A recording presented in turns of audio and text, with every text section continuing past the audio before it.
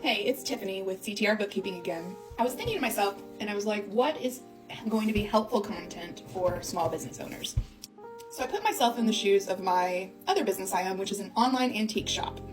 And I imagined that I had no experience in bookkeeping, and like, what would I want to know so that I could tell how much money I was making and how much I could spend and what my profit was.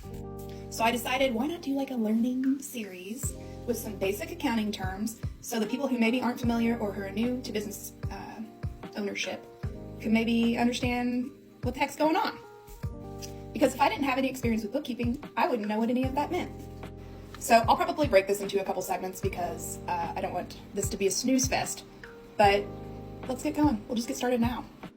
Let's start out with the old accounts payable and accounts receivable. Say you're a photographer and you want to buy some new equipment and you have to pay Nikon. You are going to use the vendor Nikon and you're going to pay a bill out of your accounts payable account if you're an accrual basis. Now, I'll do a separate video digging deeper into accrual versus cash basis accounting because that can get kind of confusing. But basically, when you're in QuickBooks, I use QuickBooks, and you enter a bill, that's your accounts payable. That is money that you're going to have to pay out. Accounts receivable is, as you would imagine, the opposite of that. When you enter an invoice into QuickBooks for a client, that's your accounts receivable.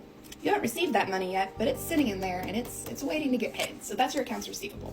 So that's the difference in those two. And by the way, accounting, the basic definition is just a way of recording and reporting financial transactions. So you can see what you're doing, and so the IRS can see what you're doing.